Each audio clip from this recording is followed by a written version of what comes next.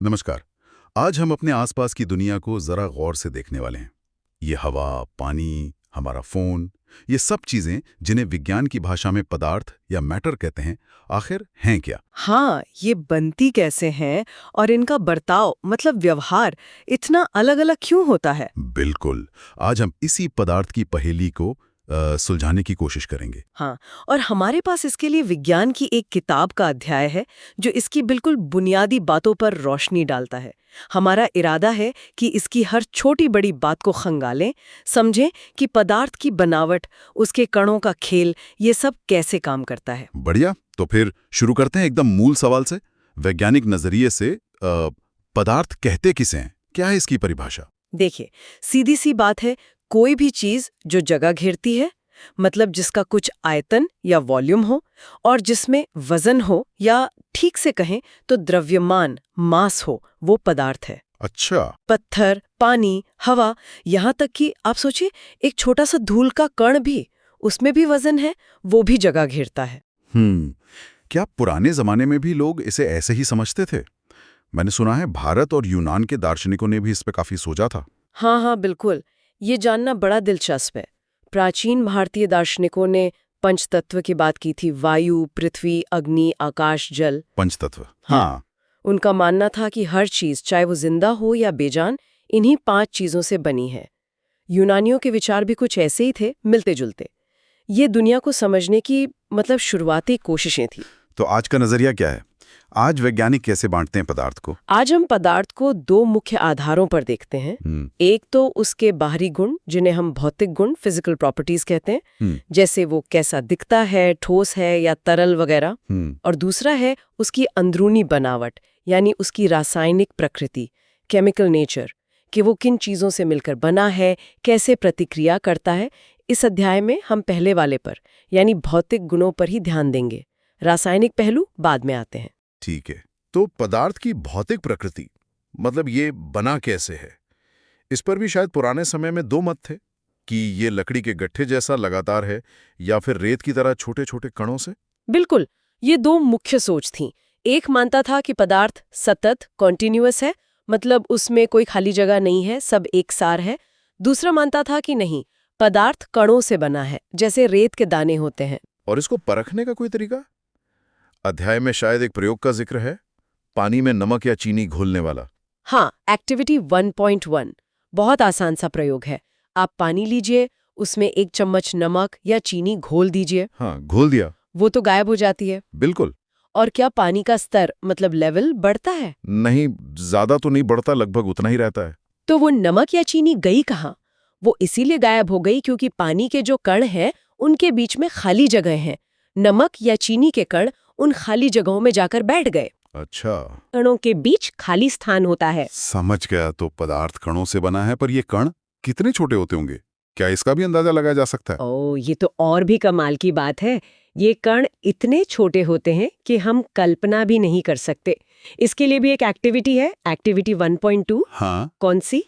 इसमें potassium permanganate के सिर्फ 2-3 छोटे-छोटे क्रिस्टल लेने हैं या फिर डेटॉल की कुछ बूंदें, हाँ। उसे पानी में मिलाना है। ठीक है। अब उस रंगीन या महक वाले पानी में से थोड़ा सा निकालकर और साफ पानी में मिलाना है।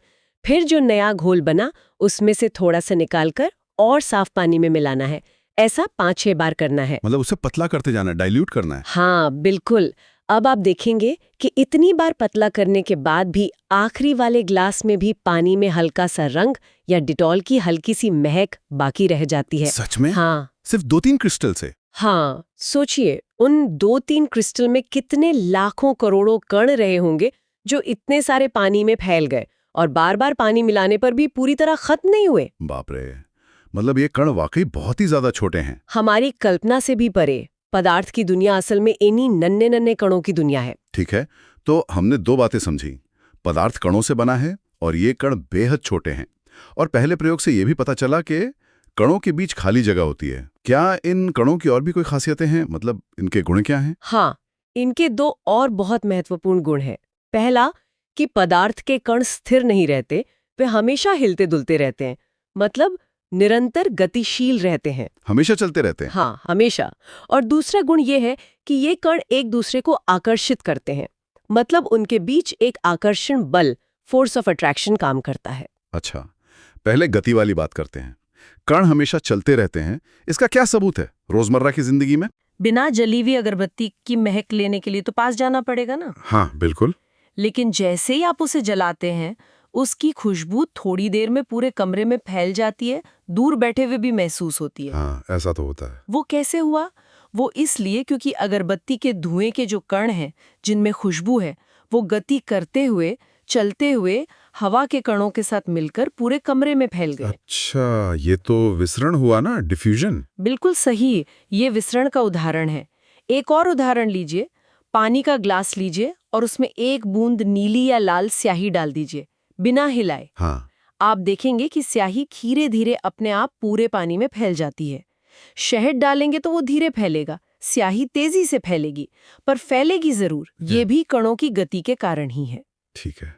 और क्या तापमान का इस गति पर कुछ असर पड़ता है? एक्टिविटी 1.5 शायद इसी बारे में है, गर्म और ठंडे पानी वाली। हाँ बिल्कुल। अगर आप एक ग्लास में ठंडा पानी लें और दूसरे में गर्म, और दोनों में पोटेशियम परमैंगनेट का एक क्रिस्टल डालें, तो आप देखेंगे कि गर्म पानी में रंग ज्यादा तेजी से फैलता है। अच्छा, ऐसा क्यों? क्योंकि तापमान बढ़ाने पर कणों की गति तेज हो जाती है। उनकी जो हिलने डुलने की ऊर्जा है, जिसे हम गतिज ऊर्जा या काइनेटिक एनर्जी कहते हैं, वो बढ़ जाती है। तो गतिज ऊर्जा और तापमान पर निर्भर करती है। हाँ, तापमान ज्यादा तो गतिज ऊर्जा ज्यादा, कण ज्यादा तेजी से भागेंगे और विसरण भी ज्यादा तेजी से होगा। इसी वजह से गर्म खाने की महक दूर तक आती है, जबकि ठंडे खाने की महक के लिए पास जाना पड़ता है। समझ गया। गर्म खाने के कणों में ज्यादा गतिज ऊर्जा है, वो तेजी से हवा में फैल जाते हैं। एग्जैक्टली। तो निष्कर्ष क्या निकला? कि पदार्थ के कण निरंतर गतिशील रहते हैं, उनमें गतिज ऊर्जा होती है, और तापमान बढ़ाने पर ये गति और गतिज ऊर्जा दोनों बढ़ जाती हैं, और पदार्थों का अपने आप मिलना विसरण कहलाता है, जो गर्म करने पर तेज हो जाता है। ठीक है, तो कण छोटे हैं, बीच में जगह है और हमेशा गति में है। अब वो तीसरा गुण कि वे एक दूसरे को आकर्षित करते हैं, इसका क्या मतलब है और कैसे पता चलता है? इसका मतलब है कि कण एक दूसरे को अपनी ओर खींचते हैं, एक बंधन में बांध कर रखते हैं। एक्टिविटी 1.6 में एक खेल का उदाहरण है, मानव श्रृंखला वाला। हाँ, उसमें अलग अलग तरह से हाथ पकड़ना था। हाँ, एक समूह ने कसकर हाथ पकड़ा, एक ने सिर्फ उंगलियों से छुआ। किसे तोड़ना आसान था? जिसने सिर्फ उंगलियों से छुआ था, जाहिर है। बस यही बात कणों पर भी लागू होती है। उनके बीच का आकर्षण बल उन्हें साथ रखता है। अब एक्टिविटी 1.7 देखिए। एक लोहे की कील, एक चॉक का टुकड़ा और एक रबर बैंड लीजिए। इन्हें तोड़ने, काटने या खींचने की कोशिश कीजिए। कील तो नहीं टूटेगी आसानी से, चॉक टूट जाएगी, रबर बैंड खिंच जाएगा फिर टूटेगा। क्यों? क्योंकि लोहे के कणों के बीच का आकर्षण बल बहुत मजबूत है, चॉक के कणों के बीच कमजोर है। रबर बैंड के कणों के बीच ऐसा बल है जो उन्हें खींचने देता है, पर वो भी एक सीमा तक। अच्छा। तो अलग अलग पदार्थों में ये बल अलग अलग होता है। हाँ, एक और उदाहरण, एक्टिविटी 1.8। पानी की सतह को अपनी उंगली से काटने की कोशिश कीजिए। क्या सतह कट जाती है? नहीं, पानी तो फिर से जुड़ जाता है। क्यों? क्योंकि पानी के कणों के बीच आकर्षण बल है, जो उन्हें वापस एक साथ खींच लेता है। तो इन तीनों एक्टिविटीज से निष्कर्ष ये निकला कि पदार्थ के कण एक दूसरे को आकर्षित करते हैं और इस आकर्षण बल की ताकत अलग-अलग पदार्थों में अलग-अलग होती है। बिल्कुल सही। यही बल कणों को एक साथ बांधे रखता है। चलिए, पेज 4 पर कुछ सवाल हैं, उन्हें देख लेते हैं।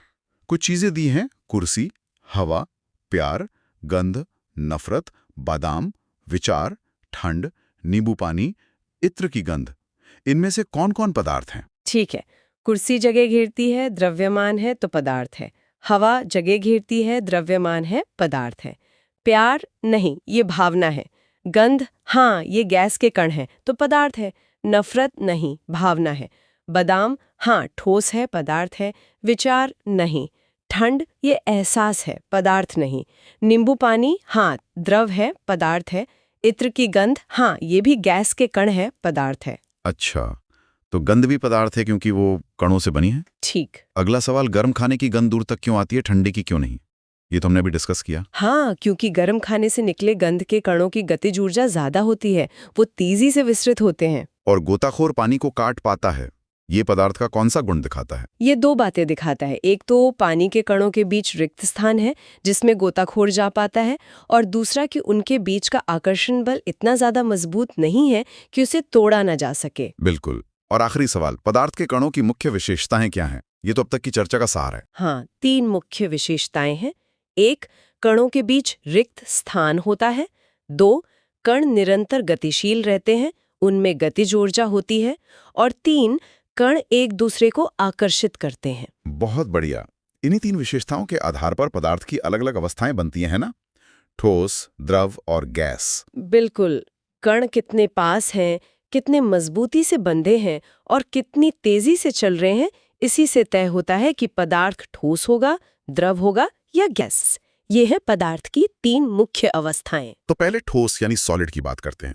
जैसे ये मेज, किताब, पत्थर, क्या खास गुण है इनके? ठोसों की सबसे बड़ी पहचान है उनका निश्चित आकार, डेफिनेट शेप, और निश्चित आयतन, फिक्स्ड वॉल्यूम। उनकी सीमाएं स्पष्ट होती हैं, वे बहते नहीं, कठोर या दृढ़, रिजिड होते हैं, और उन्हें दबाया नहीं जा सकता। मतलब उनकी संपीड्यता, कंप्रेसिबिलिटी न के बराबर होती है। क्यों? कणों के स्तर पर क्या होता है? क्योंकि ठोस में कण एक दूसरे के बहुत पास पास होते हैं और उनके बीच का आकर्षण बल बहुत मजबूत होता है। वो अपनी जगह पर सिर्फ कंपन कर सकते हैं, घूम फिर नहीं सकते। लेकिन इसमें कुछ अपवाद जैसे लगते हैं। रबर बैंड तो खींचने पर आकार बदल लेता है। क्या वो ठोस नहीं है? वो ठोस ही है। उस पर बल लगाते हैं तो आकार बदलता है, लेकिन बल हटाने पर वो वापस अपने मूल आकार में आ जाता है। अगर ज्यादा बल लगाएं तो टूट भी जाता है, पर बहता नहीं। अच्छा।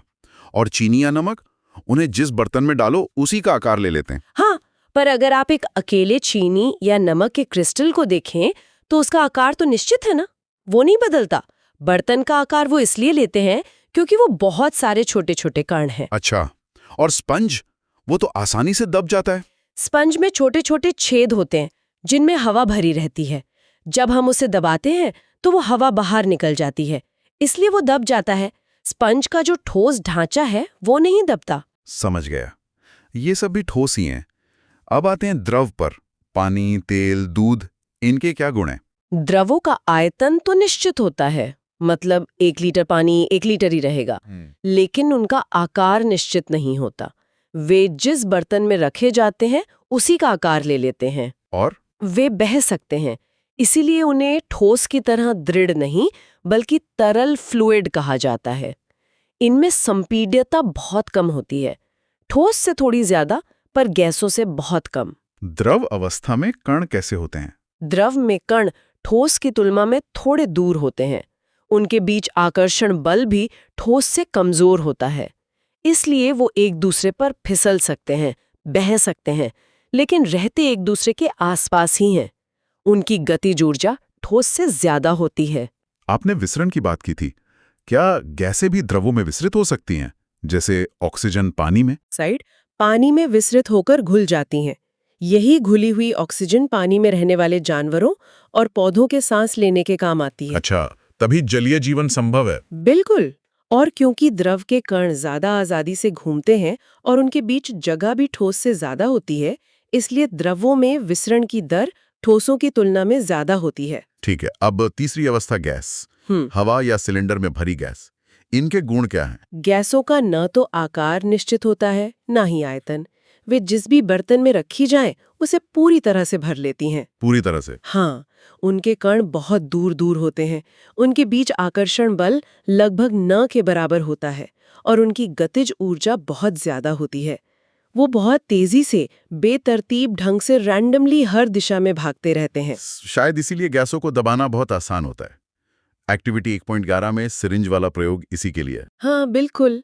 अगर आप 3 सिरिंज लें, एक में हवा रहने दें, एक में पानी भरें और एक में चॉक का पाउडर, और फिर पिस्टन दबाएं, तो हवा वाली सिरिंज सबसे आसानी से दबेगी।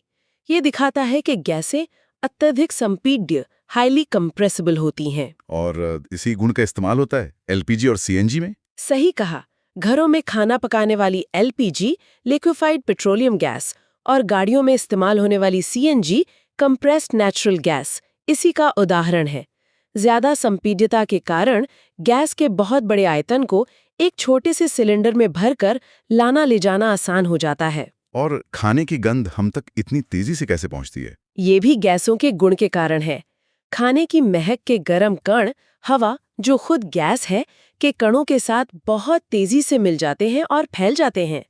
गैसों में कणों की गति बहुत तेज होती है और उनके बीच दूरी बहुत ज्यादा होती है, इसलिए गैसों में विसरण बहुत तेजी से होता है। और गैस का दबाव वो क्यों होता है? क्योंकि गैस के कण लगातार तेजी से भागते रहते हैं, तो वो आपस में भी टकराते हैं और बर्तन की दीवारों से भी टकराते हैं।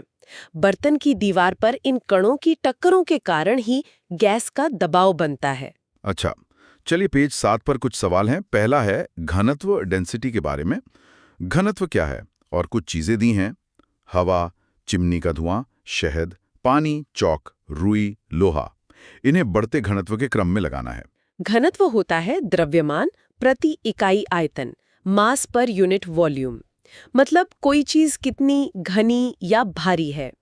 बढ़ता हुआ क्रम कुछ ऐसा होगा: हवा, फिर शायद चिमनी का धुआं, क्योंकि उसमें हवा के साथ कण भी हैं, फिर रुई, फिर पानी, फिर शहद, फिर चौक और सबसे ज्यादा घना लोहा। ठीक है।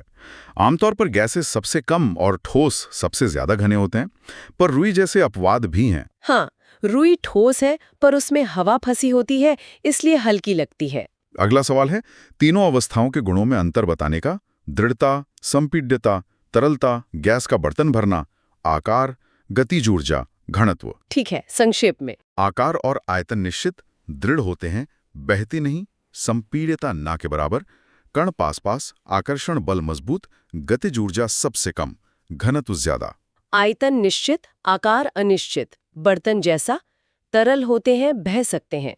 संपीड्यता बहुत कम, कण थोड़े दूर, बल कमजोर, गतिज ऊर्जा मध्यम, घनत्व ठोस से कम आमतौर पर। आकार और आयतन दोनों निश्चित, तरल होते हैं, बह सकते हैं, संपीड्यता बहुत ज्यादा, कण बहुत दूर, बल नगण्य, गतिज ऊर्जा बहुत ज्यादा, बर्तन को पूरी तरह भर देते हैं, घनत्व सबसे कम। बढ़िया। अब कुछ कारण बताने हैं। ए, गैस बर्तन को पूरी तरह क्यों भर देती है? क्योंकि कणों की गतिज ऊर्जा बहुत ज्यादा होती है और आकर्षण बल लगभग नहीं होता, तो वो हर संभव दिशा में फैल जाते हैं। बी, गैस बर्तन की दीवारों पर दबाव क्यों डालती है? कणों के लगातार और तेजी से बर्तन की दीवारों से टकराने के कारण। सी, लकड़ी की मेज ठोस क्यों कहलाती है? क्योंकि उसका आकार निश्चित है, आयतन निश्चित है, वो दृढ़ है, बहती नहीं और उसे दबाया नहीं जा सकता। हवा में हाथ चलाना आसान है, पर लकड़ी के ठोस टुकड़े में चलाने के लिए कराटे एक्सपर्ट होना पड़ेगा। क्योंकि हवा के कणों के बीच बहुत ज्यादा खाली जगह है और आकर्षण बल बहुत कमजोर है, तो हाथ आसानी से उनके बीच से निकल जाता है। लकड़ी ठोस में कण बहुत पास पास हैं और मजबूती से बंधे हैं, उनमें जगह बनाना बहुत मुश्किल है। ठीक है। और आखिरी सवाल इस सेक्शन का। आमतौर पर ठोस ज्यादा घने होते हैं, पर बर्फ पानी पर तैरती है। ये हमने पहले भी छुआ था। हाँ, क्योंकि जब पानी जमता है तो उसके अणु एक खास पिंजरे जैसी संरचना बनाते हैं, जिसमें बीच में खाली जगह ज्यादा होती है। पानी की तुलना में आयतन बढ़ जाता है तो घनत्व कम हो जाता है और वो तैरने लगती है। ये तो बहुत अनोखा गुण है पानी का। अब अगले बड़े टॉपिक पर आते हैं। क्या पदार्थ अपनी अवस्था बदल सकता है? ठोस से द्रव, द्रव से गैस या उल्टा? हाँ, बिल्कुल बदल सकता है। पानी ही सबसे आम उदाहरण है। बर्फ ठोस को गर्मी दो तो पानी द्रव बन जाता है, पानी को और गर्मी दो तो भाप गैस बन जाता है। और उल्टा भी? हाँ, अब भाप को ठंडा करो तो पानी, पानी को और ठंडा करो तो बर्फ। इस अवस्था परिवर्तन के दौरान पदार्थ के अंदर, मतलब कणों के स्तर पर क्या होता है? मुख्य रूप से दो चीजें बदलती हैं: कणों के बीच की दूरी और उनके बीच का आकर्षण बल। और ये बदलाव होता है तापमान या दबाव बदलने से। पहले तापमान के प्रभाव को देखते हैं। एक्टिविटी 1.12 में बर्फ को गर्म करने का प्रयोग है। क्या होता है जब हम बर्फ को गर्म करते हैं? जब हम ठोस जैसे बर्फ को गर्म करते हैं तो उसके कणों को ऊर्जा मिलती है, उनकी गतिज ऊर्जा बढ़ जाती है और वो अपनी जगह पर ज्यादा तेजी से कंपन करने लगते हैं। ठीक है। तापमान बढ़ता जाता है, फिर एक ऐसा तापमान आता है जिस पर कणों के पास इतनी ऊर्जा हो जाती है कि वो अपने बीच के आकर्षण बल को कुछ हद तक तोड़कर अपनी स्थिर जगह छोड़ देते हैं और थोड़ा घूमने फिरने लगते हैं। इसी तापमान पर ठोस पिघलकर द्रव बन जाता है। इस तापमान को गलनांक मेल्टिंग पॉइंट कहते हैं। बर्फ का गलनांक कितना है? 0 डिग्री सेल्सियस या 273.15 केल्विन। गलनांक ये भी बताता है कि कणों के बीच आकर्षण बल कितना मजबूत है। जिसका गलनांक ज्यादा मतलब उसके कणों के बीच आकर्षण ज्यादा मजबूत है।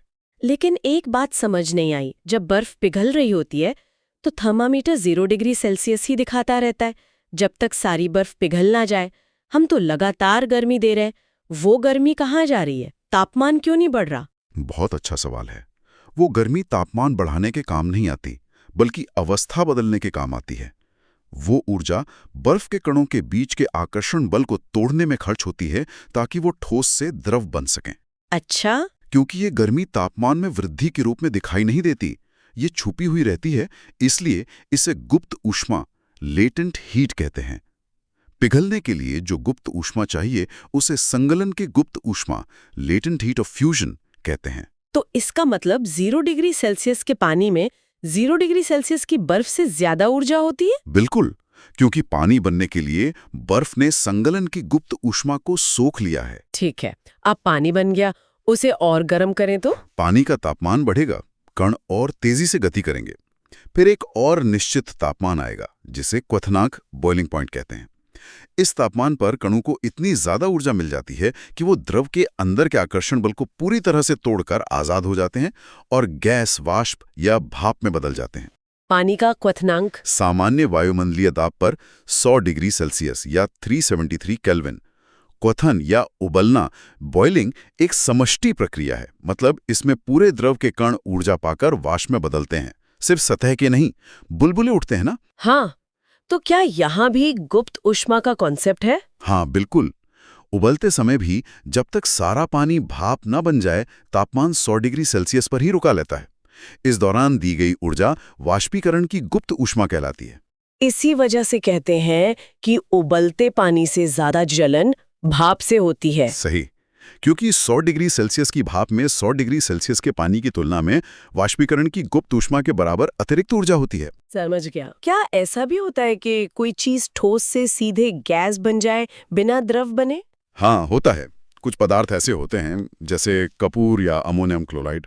उन्हें गर्म करने पर वो पिघलते नहीं, सीधे गैस बन जाते हैं। इस प्रक्रिया को ऊर्ध्वापातन, सब्लिमेशन कहते हैं। और इसका उल्टा? गैस से सीधे ठोस, उसे निक्षेपण, डेपोजिशन कहते हैं। जैसे सर्दियों में खिड़की के शीशे पर पाला जम जाता है, वो हवा की नमी का सीधे बर्फ बनना है। ठीक है। ये तो हुआ तापमान का असर। क्या दबाव बदलने से भी अवस्था बदल सकती है? हाँ, दबाव का भी बहुत असर होता है, खासकर गैसों पर। अगर हम गैस के कणों पर दबाव डालें, मतलब उन्हें पास पास लाएं और साथ में तापमान भी कम कर दें ताकि उनकी गतिज ऊर्जा कम हो जाए, तो गैस द्रव में बदल सकती है। जैसे एलपीजी सिलेंडर में होता है? बिल्कुल। सिलेंडर के अंदर पेट्रोलियम गैस पर इतना ज्यादा दबाव होता है कि वो द्रव अवस्था में रहती है। और शुष्क बर्फ क्या है? शुष्क बर्फ असल में ठोस कार्बन डाइऑक्साइड CO2 होती है। इसे बहुत ज्यादा दबाव पर रखा जाता है।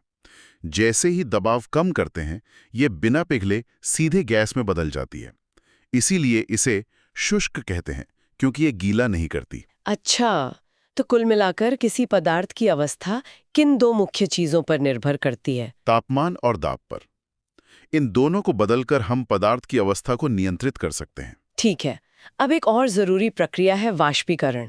आपने कहा पानी 100 डिग्री सेल्सियस पर उबलता है, पर गीले कपड़े तो कमरे के तापमान पर भी सूख जाते हैं। तालाब का पानी भी धीरे धीरे कम होता रहता है। ये कैसे होता है? ये वाष्पीकरण के कारण होता है। क्वथनांक से कम किसी भी तापमान पर द्रव का धीरे धीरे वाष्प में बदलना वाष्पीकरण कहलाता है। पर ये होता कैसे है बिना उबाले? देखिए, द्रव के अंदर सभी कणों की ऊर्जा एक जैसी नहीं होती। जो कण सतह पर होते हैं, उनमें से कुछ के पास बाकियों की तुलना में थोड़ी ज्यादा गतिज ऊर्जा होती है। अगर उनकी ऊर्जा इतनी ज्यादा हो जाए कि वो नीचे वाले कणों के आकर्षण बल को तोड़ सकें, तो वो सतह छोड़कर हवा में चले जाते हैं, यानी वाष्प बन जाते हैं। अच्छा, ये सिर्फ सतह पर होता है? हाँ, वाष्पीकरण एक सतही प्रक्रिया, सरफेस फिनोमिनन है, जबकि क्वथन पूरे द्रव में होता है। किन बातों से वाष्पीकरण की दर, मतलब उसकी रफ्तार, कम या ज्यादा होती है? एक्टिविटी 1.14 शायद इसी से जुड़ी है। हाँ, 4 मुख्य कारक हैं जो वाष्पीकरण की दर को प्रभावित करते हैं। पहला, सतह का क्षेत्रफल, सरफेस एरिया। सतह जितनी ज्यादा फैली होगी, वाष्पीकरण उतना तेज होगा। जैसे कपड़े फैलाकर सुखाने पर जल्दी सूखते हैं। ठीक है। दूसरा तापमान, टेम्परेचर। तापमान ज्यादा होने पर कणों को ज्यादा गतिज ऊर्जा मिलती है, तो ज्यादा कण सतह छोड़ पाते हैं। गर्म दिन में कपड़े जल्दी सूखते हैं। तीसरा आर्द्रता। हवा में पहले से ही पानी की वाष्प यानी नमी कितनी है। अगर हवा में नमी ज्यादा है, आर्द्रता ज्यादा है, तो वो और वाष्प को आसानी से नहीं ले पाएगी, इसलिए वाष्पीकरण धीमा हो जाएगा।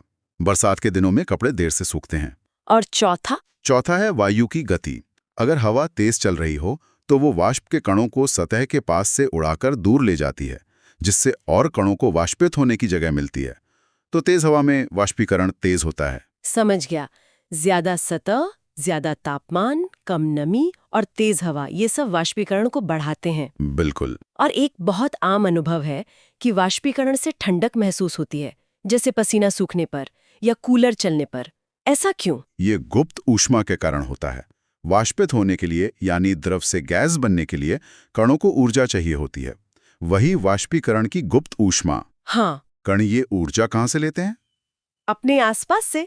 जैसे जब पसीना वाष्पित होता है तो वो हमारी त्वचा से ऊर्जा लेता है। जब कूलर में पानी वाष्पित होता है तो वो हवा से और कूलर की बॉडी से ऊर्जा लेता है। और जब ऊर्जा ले ली जाती है तो वो जगह ठंडी हो जाती है। एग्जैक्टली। ऊर्जा के अवशोषण से आसपास का तापमान कम हो जाता है और हमें ठंडक महसूस होती है। अच्छा, तभी अगर हथेली पर एसीटोन या स्पिरिट या पेट्रोल डालें तो एकदम ठंडा लगता है, क्योंकि वो बहुत जल्दी वाष्पित होते हैं। हाँ, वो बहुत वाष्पशील होते हैं, तेजी से वाष्पित होते हैं और हमारी हथेली से गर्मी खींच लेते हैं। और गर्मियों में लोग छतों पर पानी क्यों छिड़कते हैं? इसी ठंडक के लिए। पानी वाष्पित होता है, छत की गर्म सतह से ऊष्मा लेता है और छत ठंडी हो जाती है। और गर्मियों में सूती कपड़े पहनने की सलाह क्यों दी जाती है? क्योंकि सूती कपड़े अच्छे जल अवशोषक होते हैं। वो पसीने को आसानी से सोख लेते हैं और उसे हवा के संपर्क में लाते हैं। जब पसीना वाष्पित होता है तो शरीर को ठंडक मिलती है। सिंथेटिक कपड़े पसीना नहीं सोखते। बिल्कुल। एक और सवाल, बर्फीले पानी से भरे ग्लास के बाहर पानी की छोटी छोटी बूंदें कहाँ से आ जाती हैं? ग्लास में तो छेद नहीं होता। वो बूंदें ग्लास के अंदर से नहीं आती, वो हवा में मौजूद पानी की वाष्प जलवाष्प होती है, जो हमें दिखाई नहीं देती। अच्छा। जब ये जलवाष्प ठंडे ग्लास की बाहरी सतह के संपर्क में आती है तो वो ठंडी हो जाती है। ठंडी होने पर उसकी ऊर्जा कम हो जाती है और वो वापस द्रव अवस्था में बदल जाती है। इसी प्रक्रिया को संघनन कहते हैं। कमाल है। मतलब हवा में भी पानी है जो हमें दिखता नहीं। हाँ, जलवाष्प के रूप में। चलिए, आखिरी सेट के सवाल, पेज 11। पहला, रेगिस्तानी कूलर गरम सूखे दिन में ज्यादा ठंडा क्यों करता है? क्योंकि गर्म सूखे दिन में दो बातें होती हैं। तापमान ज्यादा होता है और हवा में नमी, आर्द्रता बहुत कम होती है। हमने अभी देखा कि ये दोनों ही कारक वाष्पीकरण की दर को बढ़ाते हैं। तो पानी तेजी से वाष्पित होता है, ज्यादा ऊष्मा सोखता है और ज्यादा ठंडक पैदा करता है। ठीक। दूसरा, गर्मियों में मटके का पानी ठंडा कैसे हो जाता है? मटके की दीवार में बहुत छोटे छोटे छेद होते हैं। इन छेदों से पानी रिसकर बाहरी सतह पर आता है। वहां वो हवा के संपर्क में आकर वाष्पित होता है। वाष्पीकरण के लिए जरूरी गुप्त ऊष्मा वो मटके के अंदर के पानी और मटके की दीवार से लेता है, जिससे अंदर का पानी ठंडा हो जाता है। मतलब मटका एक तरह का प्राकृतिक फ्रिज है, कह सकते हैं। तीसरा, हथेली पर एसीटोन, पेट्रोल, परफ्यूम डालने पर ठंडक क्यों लगती है? ये तो अभी बात हुई। हाँ, क्योंकि ये तेजी से वाष्पित होते हैं और हथेली से ऊष्मा लेते हैं। चौथा, कप की बजाय तश्तरी, सॉसर से गर्म चाय या दूध पीना आसान क्यों होता है? क्योंकि तश्तरी का सतह क्षेत्र कप की तुलना में बहुत ज्यादा होता है। ज्यादा सतह होने से वाष्पीकरण तेजी से होता है और चाय या दूध जल्दी ठंडा हो जाता है। और आखिरी सवाल, गर्मियों में हमें कैसे कपड़े पहनने चाहिए? हल्के रंग के सूती कपड़े। सूती कपड़े पसीना सोखकर वाष्पीकरण में मदद करते हैं, जिससे ठंडक मिलती है। और हल्के रंग ऊष्मा को कम अवशोषित करते हैं। बहुत अच्छे। तो इस पूरे अध्याय से हमने पदार्थ के बारे में क्या मुख्य बातें सीखी? एक बार संक्षेप में बताएंगी? जरूर। हमने सीखा कि हमारे चारों ओर की हर चीज जो जगह घेरती है और जिसमें द्रव्यमान है, वो पदार्थ है। पदार्थ बहुत ही छोटे कणों से मिलकर बना है। इन कणों के 3 मुख्य गुण हैं। उनके बीच खाली जगह होती है, वो लगातार गतिशील रहते हैं और वो एक दूसरे को आकर्षित करते हैं।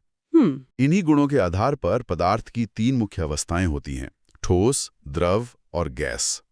तापमान और दबाव बदलकर पदार्थ की अवस्था को बदला जा सकता है। इस दौरान गलनांक, क्वथनांक और गुप्त ऊष्मा जैसी चीजें महत्वपूर्ण होती हैं। हमने ऊर्ध्वपातन, निक्षेपण, संघनन और वाष्पीकरण जैसी प्रक्रियाओं को भी समझा और ये भी जाना कि वाष्पीकरण से ठंडक होती है। और कुछ इकाइयां भी थीं, तापमान के लिए केल्विन, द्रव्यमान के लिए किलोग्राम, आयतन के लिए घन मीटर, दबाव के लिए पास्कल।